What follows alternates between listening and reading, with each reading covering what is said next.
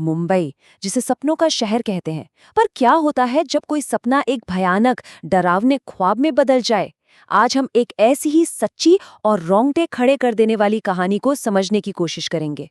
कहानी सुनाने वाली खुद ही इस बात से शुरू करती हैं कि इस पर यकीन करना बहुत मुश्किल होगा।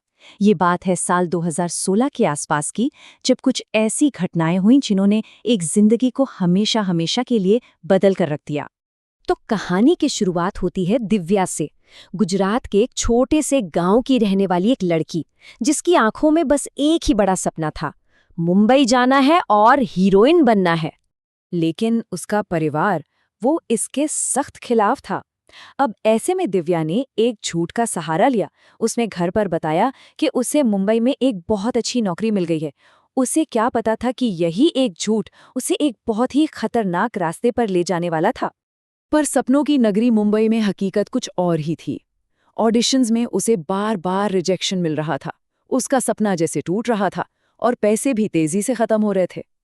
अब पेट पालने के लिए उसे एक असली नौकरी की सख्त जरूरत थी।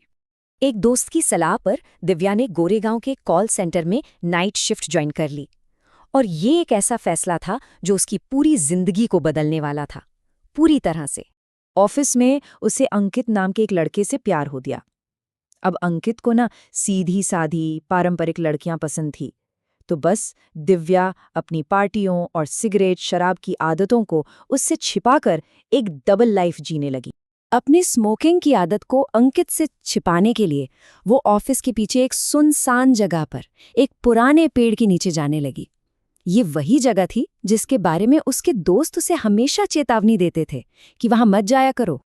दोस्तों का ये कहना था कि उस पेड़ पर एक लड़के का भूत रहता है, लेकिन दिव्या वो इन सब बातों को अंधविश्वास मानती थी।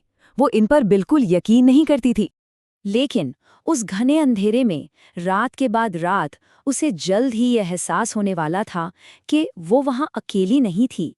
ये सब शुरू हुआ एक डरावने सपने से।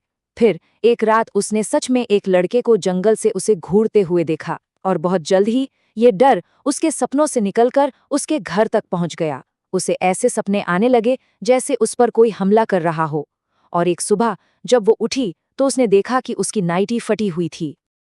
अब सपनों और हकीकत में होने वाले इन भयानक हादसों का दिव्या के दिमाग पर बहुत गहरा असर पड़ने लगा था। दिव्या अब पूरी तरह से टूट चुकी थी। उसने नौकरी छोड़ दी, दोस्तों से बात करना बंद कर दिया और खुद को एक कमरे में बंद कर लिया। वो हर पल एक अजीब से खौफ के साए में जीने लगी थी। जब कई दिनों तक दिव्या से कोई संपर्क नहीं हुआ तो उसके माता-पिता घबराकर गांव से सीधे मुंबई पहुंचे। उन्होंने अपनी बेटी को जिस हालत में देखा उसे पहचानना तक मुश्किल था, और तब उन्हें यकीन हुआ कि दिव्या का ये डर कोई वहम नहीं बल्कि हकीकत है। अपनी बेटी की ये हालत देखकर परिवार ने उसे उस भयानक साए से बचाने के लिए फौरन एक बड़ा कदम उठाया।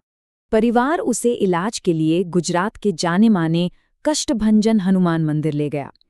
लेकिन इस सदमे से, इस ट्रॉमा से बाहर आने में दिव्या को पूरे 2 साल लग गए।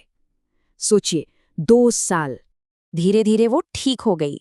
2021 में उसकी शादी भी हुई और उसने अपने पति को अपने साथ हुई हर एक घटना के बारे में सब कुछ सच सच बता दिया। ये उसके पति ही थे जिन्होंने जोर दिया कि ये कहानी दुनिया को बताई जानी चाहिए, सिर्फ एक भूत की कहानी के तौर पर नहीं, बल्कि एक सबक के तौर पर, कि कैसे एक छोटा सा झूठ भी कभी-कभी आपसे बहुत भारी कीमत वसूल सकता है।